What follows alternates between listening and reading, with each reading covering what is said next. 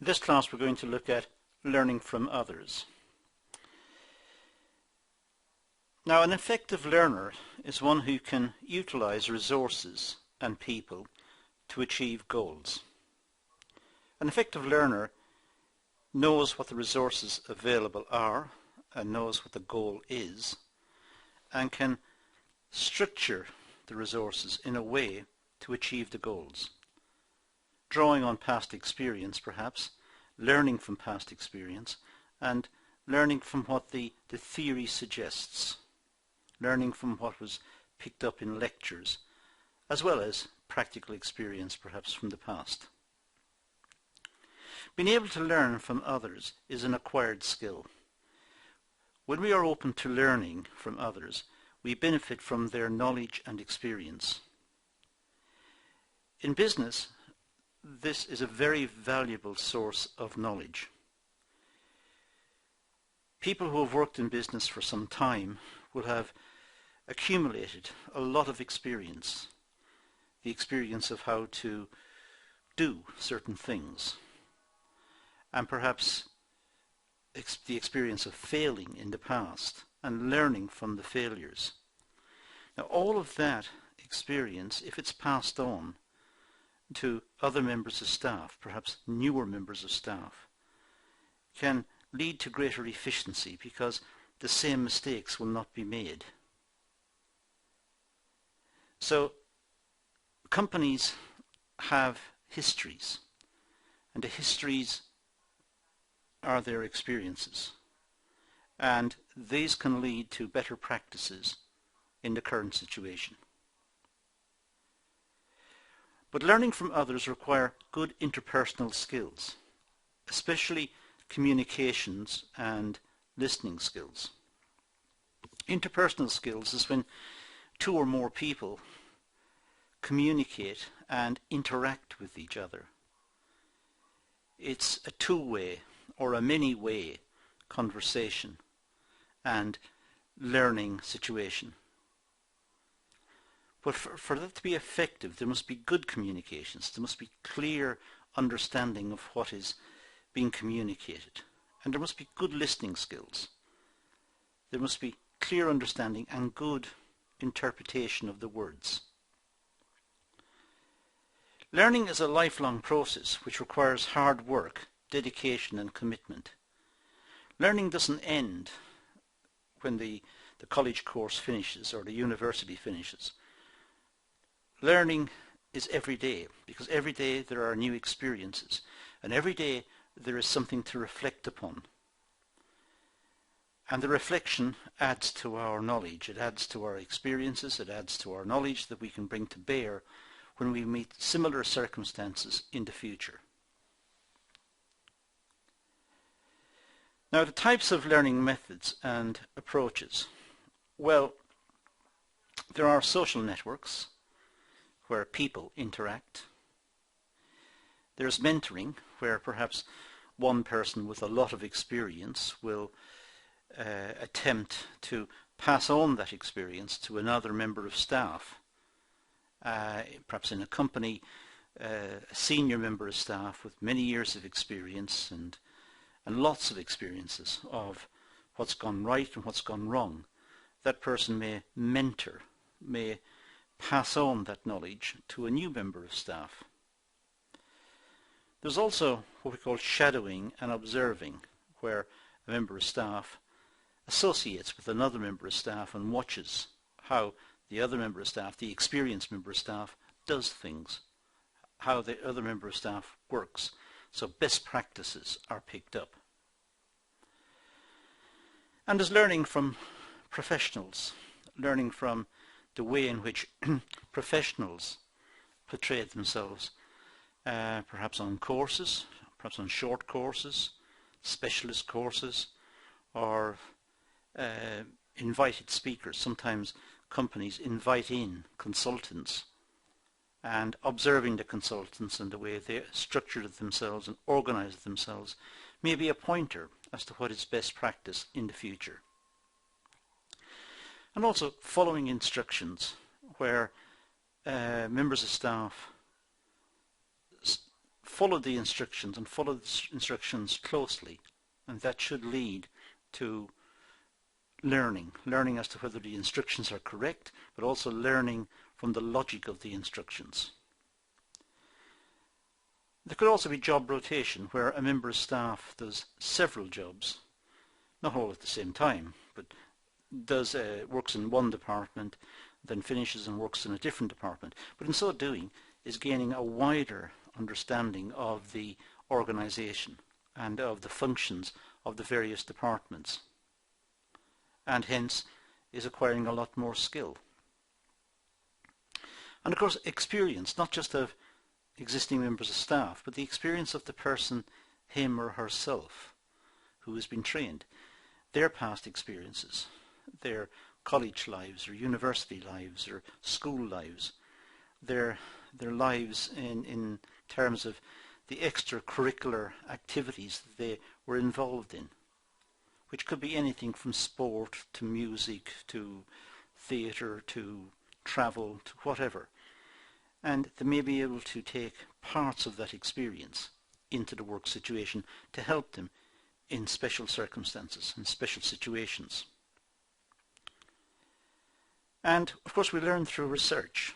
Research is very important because it gives us knowledge. It's how we dig out information. So research is important. And finally, courses and teaching and learning. The courses that we've attended at college or at university, the specialist courses that we may attend, and what we've learned from these. These are all important in terms of the learning that we achieve, that we undertake and achieve as we work through the organisation. Now let's work our way through some of these, and we'll start with social networks, which is right at the start, and the rest of this session will be just working through the list we've just completed. So social networks, well, it's a means of meeting people who have a common goal. As a group you form a network of support. So within companies it's possible to have networks within companies. People who are interested in certain aspects of the work may form a network, and in this network they have perhaps meetings once in a while at agreed times, and they talk about issues and problems and look for support from each other on how to solve the problems and look for better ways of working. Social networks can consist of people in the same specialist field, for example peers, colleagues, line managers and supervisors. So it's a network of people who are interested in certain issues. It's a social network because it's the people coming together to exchange views and discuss issues in the context in which we're talking here, related to a business. Social networks helps individuals learn from other experiences and receive support and guidance. And that's the whole idea of the social network. It's meant to be supportive. It's meant to discuss issues and help solve problems and indicate better ways in which to work and work through problems. Social networking is becoming increasingly common through social network sites online. For example, Facebook, Twitter and LinkedIn. These are some of the really big ones, but there are many others. The popularity of these sites have made it increasingly easy to meet new people who share a common goal. A lot of the Facebook and Twitter and so on is to do with social networks, in other words, friends who share common interests in music or sport or fashion or whatever, hobbies, whatever it is. But LinkedIn tends to be more looking for work, professional work, careers, posting CVs, and a more professional type of social networking. Mentoring and coaching. Well, Individuals can learn through supervisors who guide and instruct them through their training for a specific job. Now, a mentor is someone with experience who can pass on that experience to someone else, to somebody without the experience, obviously. And normally mentoring is a one-to-one situation. Coaching tends to be one to a few, one to perhaps 3 or 4 people, and those are being coached, but they're being coached in set ways. If they encounter a certain situation, then this is the standard response. Having said that, coaching can be given to one person as well, of course, where the one person is made aware that under certain circumstances this may occur, in which case here is the standard response. Here's the way to deal with that issue. But generally speaking, coaching, I think, tends to apply to a few individuals.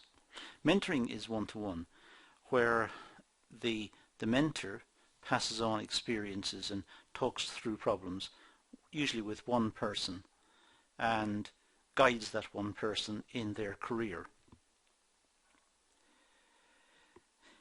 It involves constant critical evaluation of progress and development. When I say critical here, I don't mean in a bad way. I mean critical in a constructive way, trying to get the individual to do even better. No matter how well they've done, there's always room for improvement. So try to squeeze the last drop of improvement out of the person. So no matter how good the report or the document was, try to improve it. It's very seldom we get 100% for our efforts. We might get 95 or 99, but 100 is difficult. So always room for improvement, and that's what the mentor is trying to do, trying to pull out that extra effort. Trainees will be required to undertake activities, tasks, and follow instructions while being assessed by their mentor. So here the mentor takes the trainee and gives the trainee tasks, and then talks over the task with the trainee and looks at the solutions that have come up and criticizes them constructively to try and make them better, try to make improvements. So it's a constant learning process, and it tends to be one-to-one. Now, shadowing and observation. Shadowing can also be referred to as an assistant role. So it's like having an assistant.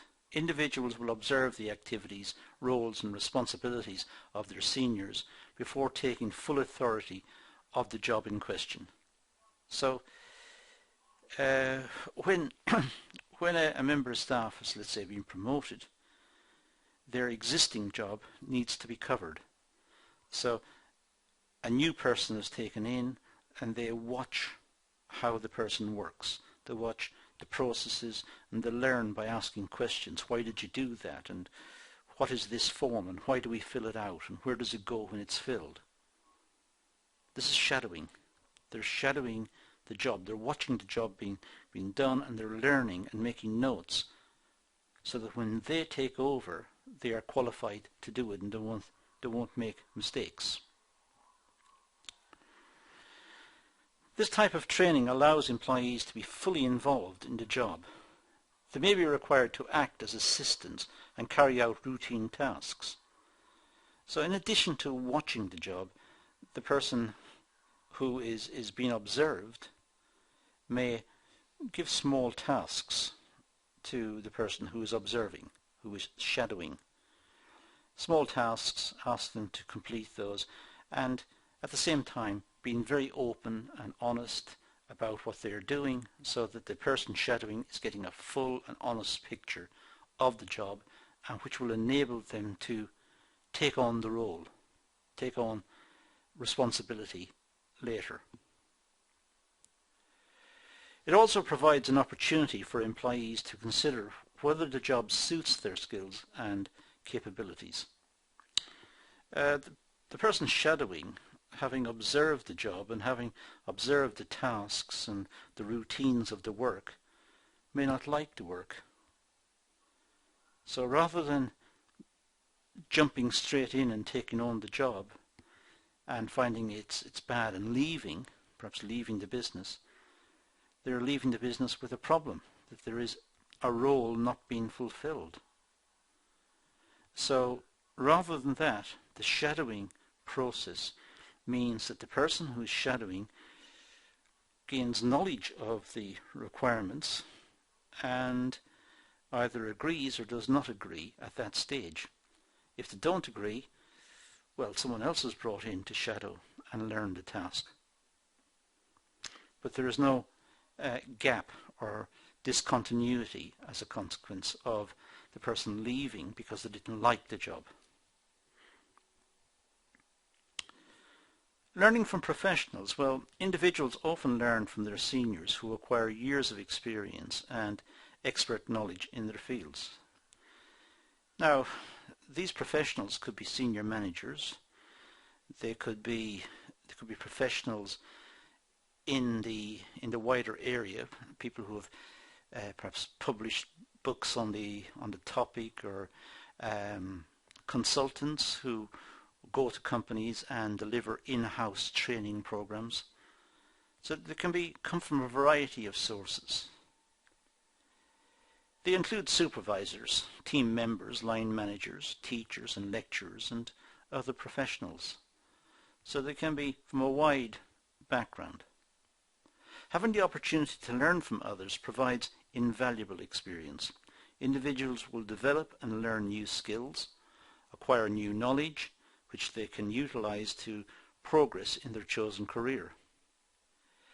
Learning from people who have experience of the work is invaluable because this is specific to the job.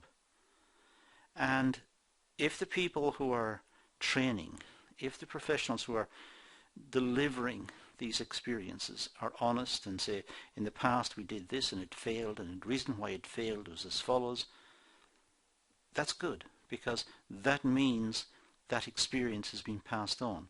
And should similar situations arise in the future, the people working know what the likely outcomes are and what can be done. So learning from professionals is very valuable.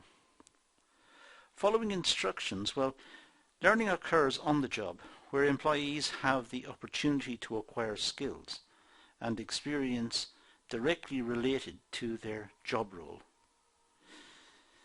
So the employees know what their job role is, and they acquire experience from performing that job role. But of course, situations change. In engineering, the raw materials may vary in quality.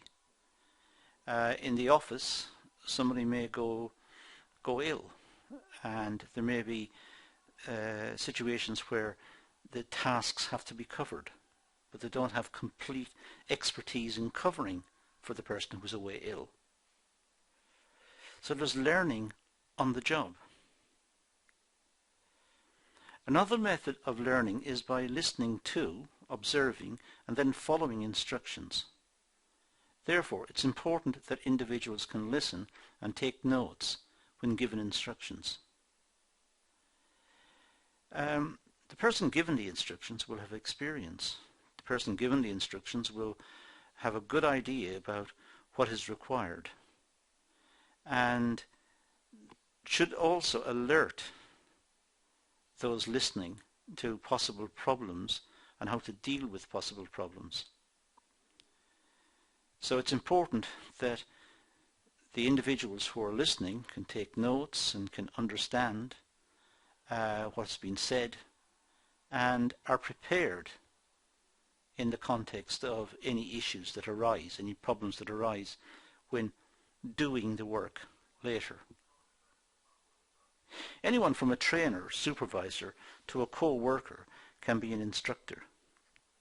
providing they have the relevant capabilities to train or guide an employee or an individual. So anyone can be a trainer, providing they have got the experience and the ability to impart knowledge, to impart the experiences, and to communicate efficiently and effectively with the individual who has been trained. There are numerous methods that allow this process to be successfully achieved. It's important that an individual is familiar with their job role. This includes its purpose, goals, and achievable outcomes. So it's absolutely essential that the individual is familiar with their job role. They must know what's the purpose of the job, what are they doing. They must relate to the work, they must understand its context. If not, they will not be motivated. They will not engage the work effectively. So they must know what its purpose. What are the goals? What are they trying to achieve? So they must understand this and work in that sort of environment, the environment which explains why the task that they're performing is important and what to do if an issue arises, if a problem arises. The instructor or trainer acts as a model. For example, role plays, giving instructions and being informative. The person doing the job must look to someone. What happens if the machine breaks down? What will I do then? They must look to the trainer as the person who can come and fix it and get it going again. So there must be some reference to the trainer as the person who will be there if an issue arises. And individuals, employees, imitate their instructors until they are confident enough to work on their own initiative. Generally speaking, when they start working for the first time and have got their instructions and the job has been explained to them, they will try to follow precisely what the instructor has said. But of course, learning by doing means that after a while they will have built up confidence and experience in doing the job, and they may vary it slightly according to their own abilities.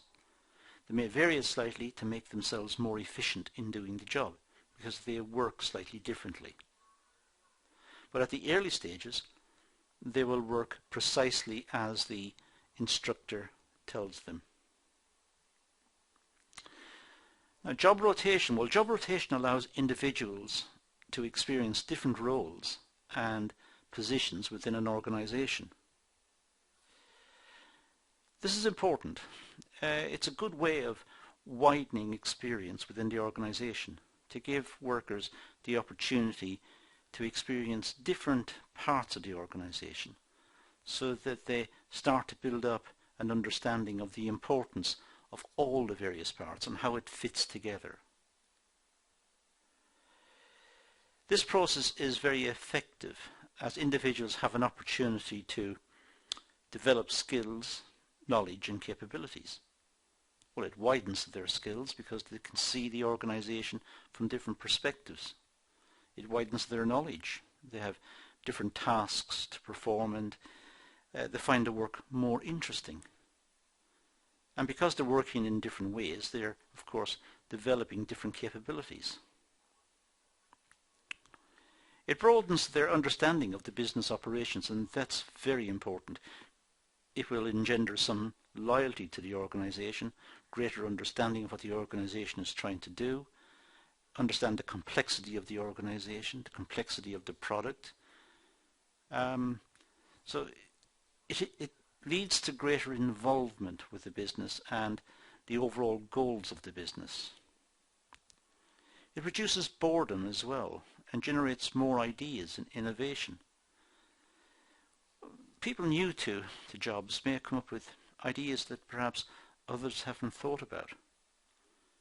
So why do we do it this way? Why not do it that way? because nobody's ever thought of that before. It's possible.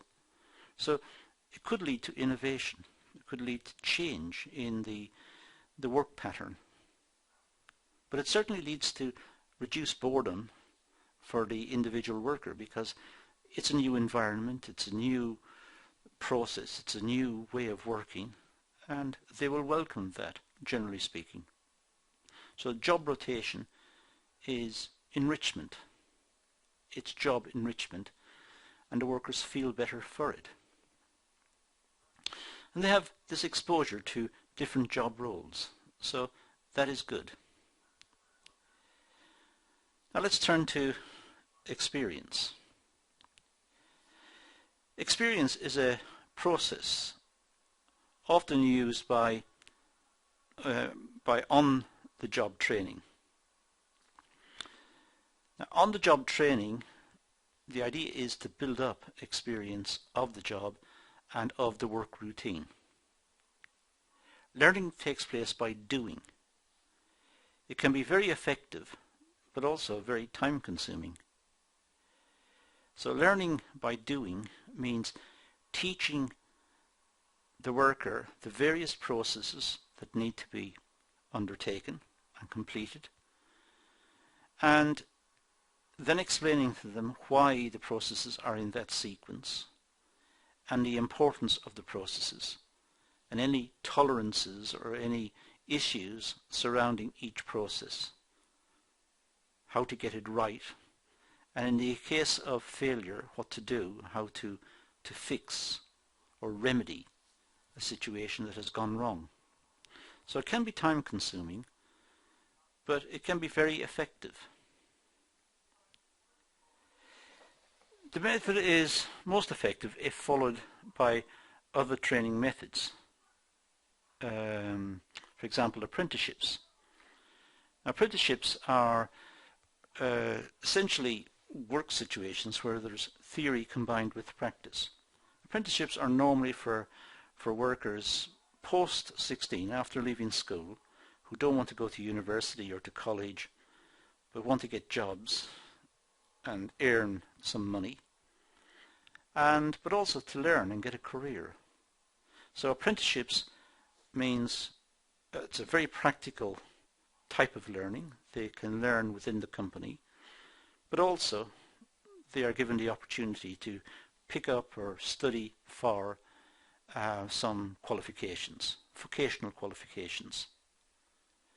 And at the end of some specified time period, perhaps 3 years or 5 years, at the end of that period they become a qualified, whatever it is, a qualified mechanic or engineer or electrician or whatever the skill is. So apprenticeships is a way of getting experience. Now, learning through research. Well, learning can take place through effective researching skills. Research is how we get new information. It's how we get knowledge. So we obviously learn from research.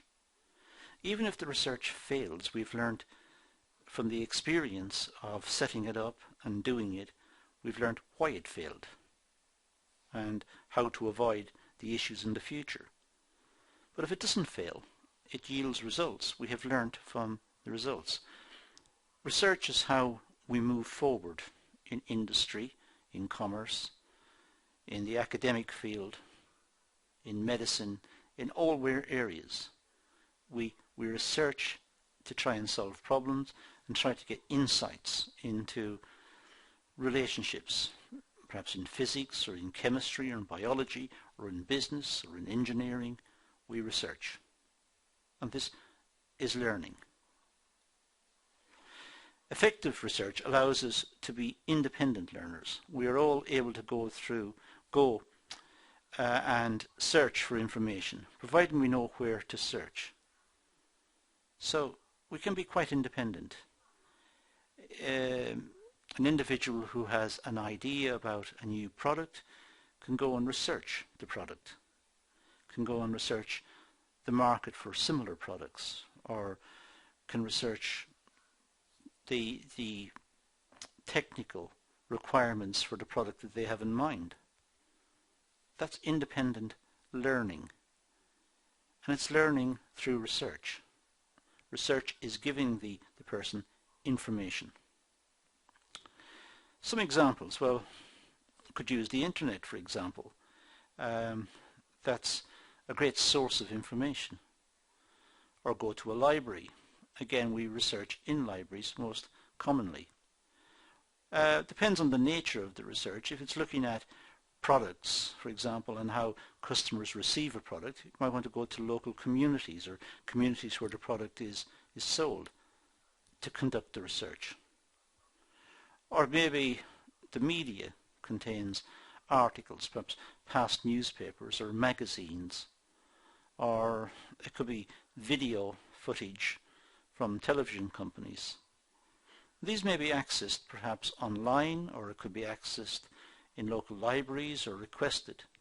So media could be important.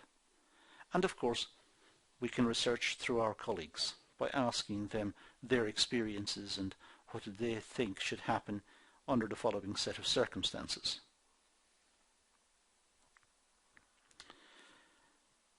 Now let's turn to courses, lectures and seminars.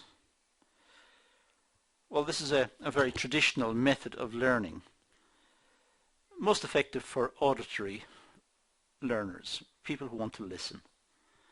Go to a lecture or go to a class and listen to what has been said and make notes and learn from what's been said and take the notes.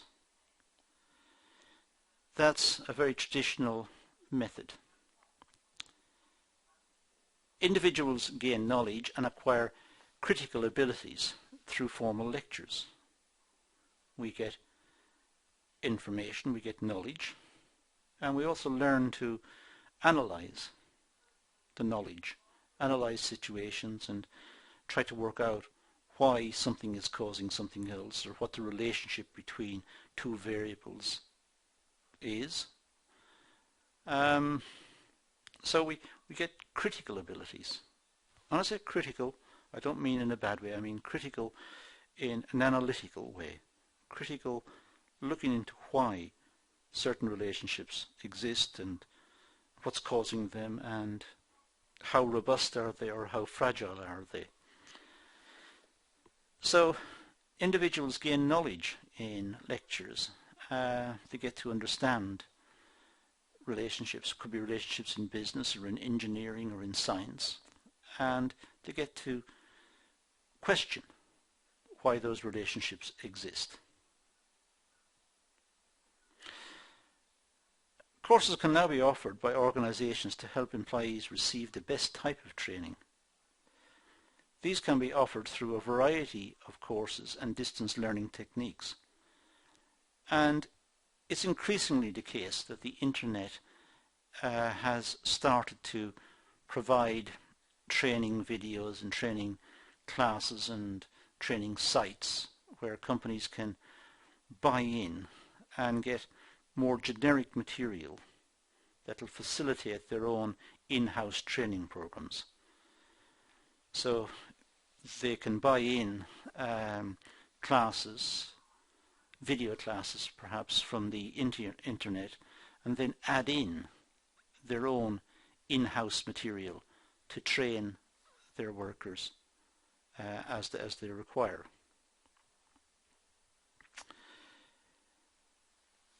It's easier to assess individual performances and feedback through discussions. So the situation where you have courses and lectures and seminars, well, individual performances can be assessed more readily in that situation. The information is the same for everyone, so what's their understanding of it? What's their individual understanding of it? And it's possible to have discussions and clarify any issues and sort out any problems. So lectures, seminars and tutorials and that sort of thing are traditional learning methods, still very important and still in many cases the bedrock for learning. So that completes our class on this topic, topic of learning from others. So let's leave it at that and say thank you for watching.